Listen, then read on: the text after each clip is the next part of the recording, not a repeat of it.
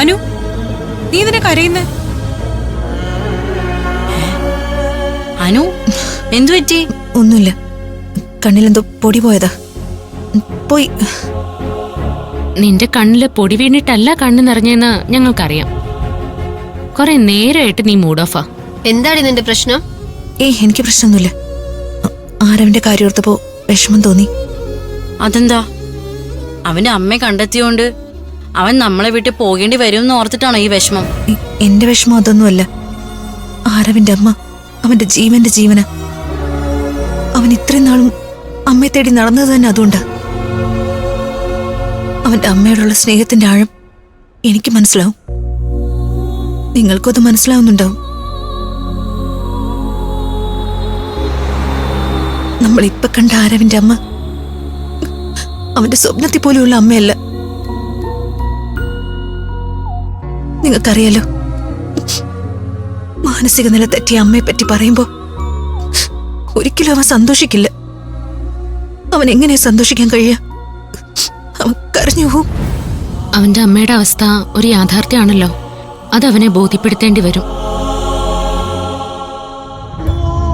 ആ സമയത്ത് നിരാശനാവുന്ന അവന് നമ്മൾ കൊടുക്കുന്ന പിന്തുണ കൊണ്ടേ അതിനെ ഓവർകം ചെയ്യാൻ കഴിയൂ. അവന്റെ അമ്മയുടെ അസുഖം ചികിത്സിച്ച് ഭേദമാക്കാവുന്ന അസുഖമല്ലേ? അതിനുള്ള കഴിവ് അവനില്ലെങ്കിൽ നമ്മൾ എല്ലാവരും ചേർന്ന് അവന്റെ അമ്മയെ ഏറ്റവും നല്ല ഹോസ്പിറ്റലിൽ കൊണ്ടുപോയി ചികിത്സിക്കും, രോഗം ഭേദമാക്കും. അവന്റെ അമ്മയെ കണ്ടെത്തുന്നതായിരുന്നല്ലോ ഏറ്റവും വലിയ ടാസ്ക്. അതിൽ നമ്മൾ വിജയിച്ചു. ഇനി ആരവന്റെ അമ്മയുടെ മുമ്പിൽ എത്തിക്കുന്നതാണ് അടുത്ത ടാസ്ക്. രുദ്രന്റെ റഡാറും മറികടന്ന് വേണം നമ്മൾ ആരവിനെ അവന്റെ അമ്മയുടെ മുമ്പിൽ എത്തിക്കാൻ.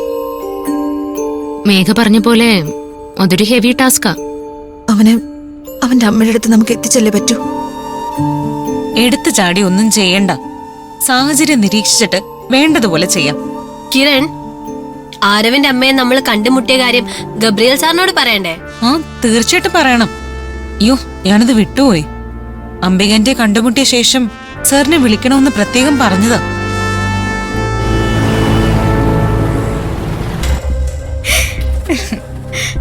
ഈ അൺനോൺ നമ്പർ കോളിന്റെ സ്റ്റോറി കേട്ടിട്ട് എനിക്ക് നല്ല കോമഡിയാ ഫീൽ ചെയ്യുന്നത്.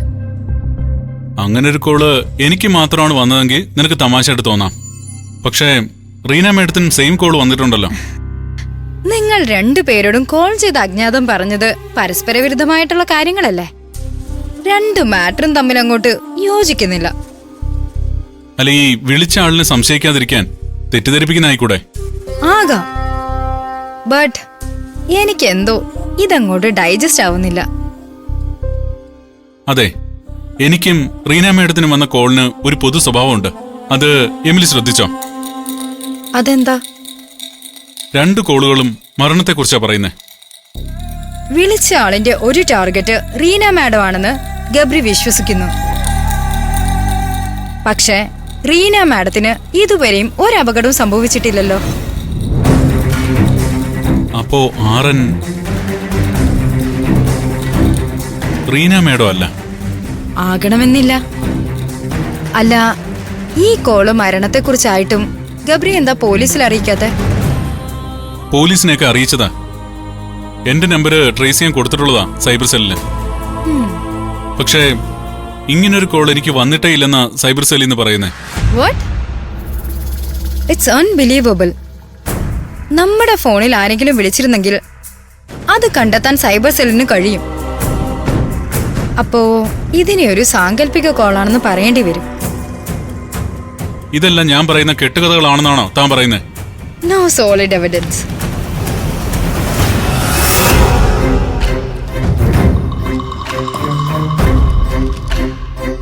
ആറൻ, ഇത് ഞാനോ ജോസഫേട്ടനോ എഴുതിയതല്ല. ഈ വീട്ടിൽ പ്രവേശിച്ച് മറ്റാരോ എഴുതിയതാ. എഴുതിയ ആളിന്റെ ഉറവിടം അറിയില്ലെങ്കിൽ അതൊരു ഇൻവിസിബിൾ ഫോഴ്സ് ആണ്.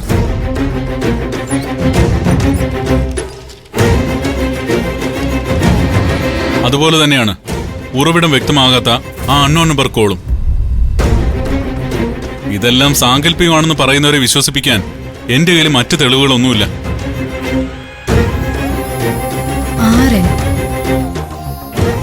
എമിലി, നീ എന്നെ ഒന്ന് വിശ്വസിക്കേ.